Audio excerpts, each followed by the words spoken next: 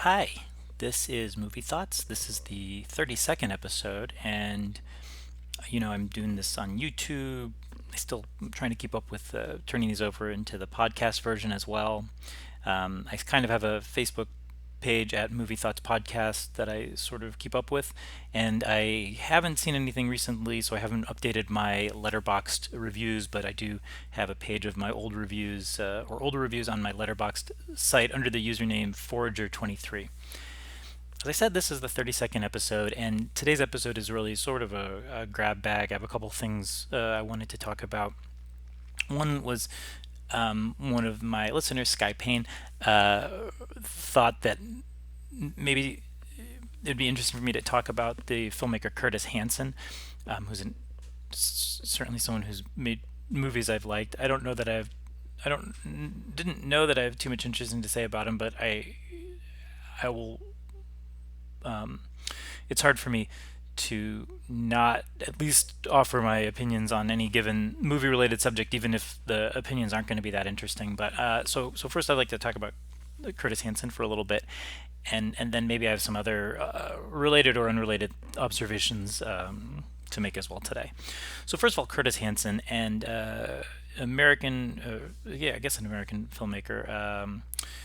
Although this reminds me of his first movies took place in Canada, so maybe he was Canadian. No, I'm looking at Wikipedia right now, and it says he's American. So Curtis Hanson, American filmmaker. I haven't done extensive research for this episode, so this is kind of just based on my knowledge and what I've already seen. And I've seen maybe more than I thought I had when I looked at his filmography. So, what do I think about Curtis Hanson? And it's maybe interesting to look at him and just kind of look sort of sort of chronologically through his career and give my take on it, similar to what I did with Martin Scorsese and Brian De Palma. In those episodes, it's going to be a little different with Hanson because I don't think anyone would consider him in their league, although I think he's definitely an interesting director to think about. So he starts as a writer, and the earliest work I'm familiar with him is his script for The Silent Partner, which is a pretty cool comic thriller with Elliot Gould and Christopher Plummer. It's a Canadian movie. And it gets right at the beginning of his career some interest in this type of neo-Hitchcockian thrillers with,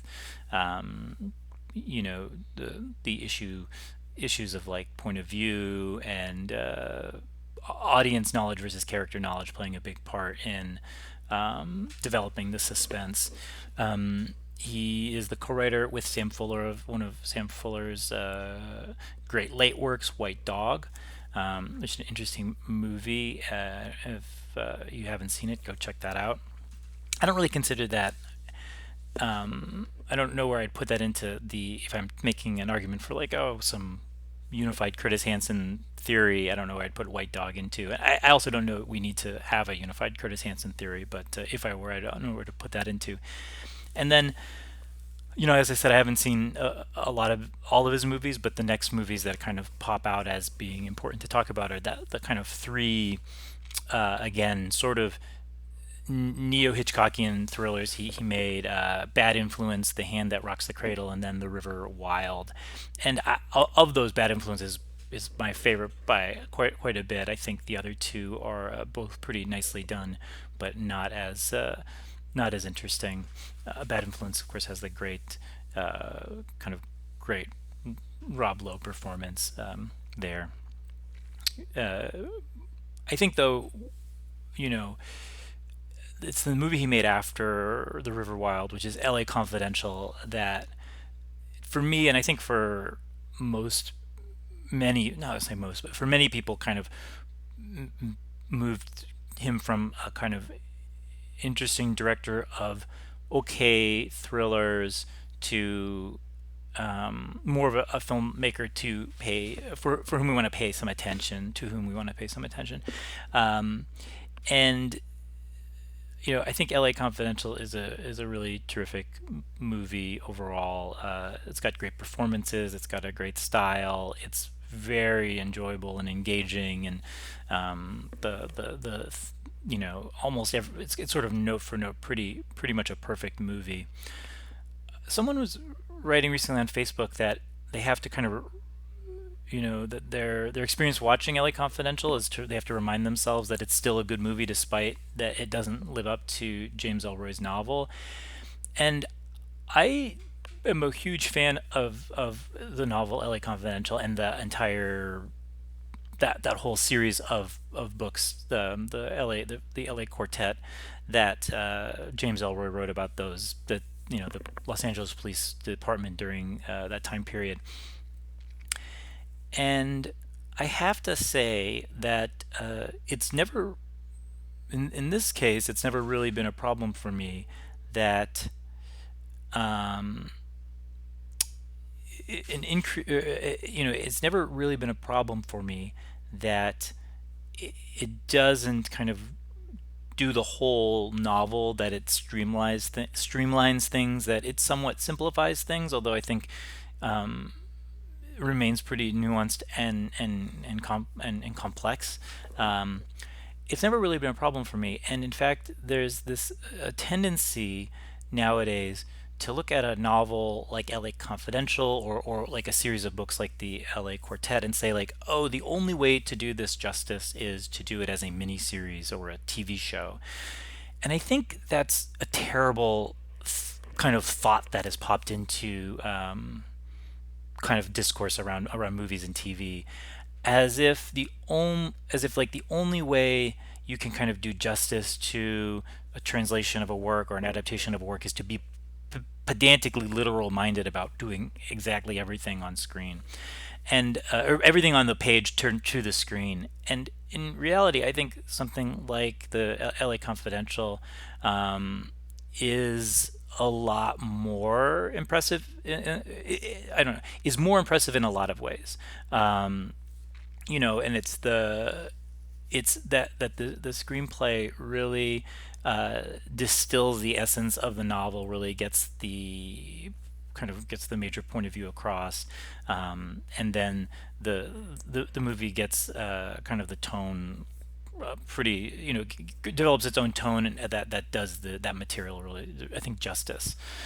And I think that y- you know I don't know that we need to, you can I don't know that we need to have more of it. Like, we have the novels that gives us the whole story with all of the complications and all of the ins and outs and all of the digressions.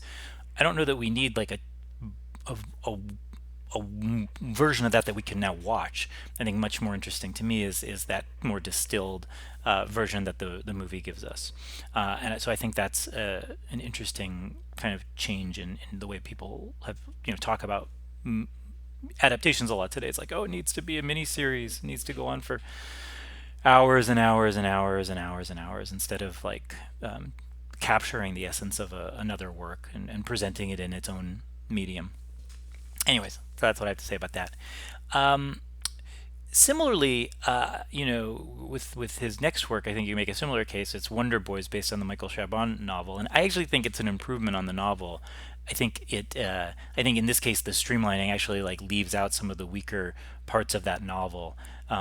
So I think Wonder Boys is in some ways a stronger example of what I'm talking about, because the screenplay really is an improvement in terms of what it leaves out. And I think some of the I think Michael Chabon has a tendency to throw in these long sections that are meandering and are only tangentially related to his main point and don't add much in the long run. So I think Wonder Boys is terrific, and similarly to LA Confidential, it has a great cast and gets over on these great performances. You know, and at this point, you might say like, well, I know I usually have a tourist bent or a tourist framework, and so it's like, what am I seeing anything in these that is like Curtis Hanson specific, or what's interesting about these movies in terms of him? And I don't know. I don't know. I think he's got these great performances. I think he's a really strong filmmaker. I don't necessarily see sort of this personal kind of personal point of view, any kind of personal worldview coming through, which is okay, because I think they're terrific movies. Apart from that, but it's actually in his kind of the next couple movies, his next two movies, that I do see something that is maybe not a worldview, but is an approach that really helps to make them work. And that's the next two movies are 8 Mile, which is the Eminem movie, and In Her Shoes, which I think of as a, is part of like the chick lit movie genre. So adaptations of these sort of supposed to be frothy, lighthearted novels about women dealing with kind of the pressures of young adulthood, and in various ways, and kind of all flowing out of influenced by the HBO show Sex in the City. So this kind of that's the kind of genre I consider In Her Shoes in. And I think both 8 Mile and In Her Shoes, they're sort of different in content. 8 Mile's about the Eminem story, an aspiring rapper coming up, and we get to see his origin story. But I actually think the strengths of the movies are similar in both cases, is that they take these genres that often appear very are often presented in a very formulaic way in by other filmmakers, and he does something interesting where the formula is still there and he still follows them, but there's a sense of in both movies of kind of life as it's lived, kind of real life seeping around the edges, that is refreshing and is kind of different than you usually get with this. And I think of, for the Eminem movie, it's just the scenes of him at work at like this, you know, he's at this factory where I don't know, they're like pressing metal or making metal boxes or something. That's just very interestingly kind of put into the movie, and play, this kind of takes up this thematic weight, and it seems like very well observed, and seems like not the type of thing you'd normally see in this type of thing. Although maybe in thinking about it now, it's sort of just like a refinement of what's in Rocky, but it's a really good refinement of what's in Rocky, and it takes I think that 8 Mile takes a lot of the good lessons from a movie like Rocky of building things around that slice of life approach, and not just sticking to the formula beats. And similarly, I think In Her Shoes has a lot of breathing room around the formulaic beats, which makes it pretty appealing. And that's actually the last of the Curtis Hanson stuff I've seen.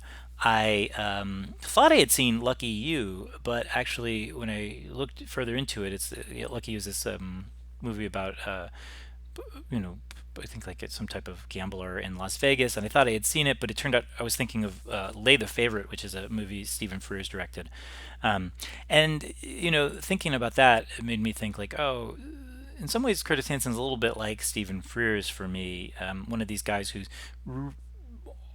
has definitely has some real strength that go from movie to movie, like especially in the way they both deal with actors and create great performances, but don't necessarily you don't necessarily come away from thinking about their work with the idea that they have this kind of worldview or interesting take on filmmaking itself that is expressive of them, or you don't think of them as necessarily innovative filmmakers, but doing a good job with often with making somewhat formulaic stories a little less so, or when they're given the opportunity to really let go on a great screenplay to kind of get the most out of it, and really thoughtfully get the most out of it. And I'm thinking of, for Stephen Frears, something like The Grifters, and then L.A. Confidential is the big one, of course, I think for Curtis Hanson and Wonder Boys. And I think they are both, thinking more like, because I like to rank things and compare things. I think compared to someone like Fred Skepsey, who in some ways is similar, he's a guy who also I think is underrated in some ways because he doesn't have a brand. He's a director without a brand. You don't have there's like no there's not like a you can't say like, oh, it's a Fred Skepsey movie and get the same sense of what that means if you said it's an Alfred Hitchcock movie, or it's a Wes Anderson movie, or it's a Johnny Toe movie. saying it's a Fred Skepsi movie kind of makes you think, oh, what is that kind of, okay, so it's sort of thoughtful or well done or something. You don't even know. It's sort of, you could make fun of him if you're going to be take a really hard line, a tourist stance, say like, oh, Fred Skepsi is just this kind of guy making well-made movies, with the with well-made being sort of an insult in this case. But I actually think that Skepsi, comparing Skepsi to Hansen and Frears is useful in a way, because I think he is the better filmmaker of the three, and Skepsi is one of those guys who strikes me more like Louis Malle, and again in this sort of higher level of guys who don't necessarily have a brand, but are great filmmakers and who are able to approach a number of different projects with really innovative filmmaking per project, but that is doesn't necessarily mean that they are com- you know committing to a certain style or committing to a certain point of view, um, and that's kind of how I think about those guys. So maybe looking at Curtis Hanson as a guy who maybe doesn't rise to the level for me of a Fred Skepsi, but is in a similar boat of being a talented filmmaker without a brand. Okay, so that's what I have to say about that. I don't know if that is helpful, Sky, or interesting at all. The other thing I wanted to mention, this is completely random. I just saw this today. I saw someone posted today a link to a oral history of the Whit Stillman movie Metropolitan, and I love that movie. It's actually a really great oral history. It's in the Town and Country website. You can probably look it up. Um, it's a good article, especially if you like that movie. I love that movie. I think it's a really beautiful movie. And this guy on my friend page, my Facebook friend page, posted the link to the article, and the first comment was from some dude who said, "Barcelona is better." That was literally the entire content of the comment. Just like Barcelona is better. Barcelona is the with Stillman movie he made after Metropolitan. And to be completely honest and to be completely fair, I kind of agree that Barcelona is better than Metropolitan. There's a lot of reasons for that. One is Metropolitan is with Stillman's first movie, and it seems like Barcelona is in a lot of ways, a more accomplished and more complicated version, or it's not the same. They're different movies, but it's more complicated. It's more nuanced. It takes on a broader scope of interest. So I think you can, I think I think they're both pretty funny. I think the pacing in Barcelona is a little better. I think the pacing of Metropolitan kind of there's the ending is a little less. The last third of Metropolitan probably isn't as satisfying as the first two thirds, whereas I think Barcelona is kind of perfect all the way through. Having said that, just what I want to comment on though is this idea that like that you're this idea that like and you see it a lot, that people take that type of comment as being like, oh, this is me contributing in a real way.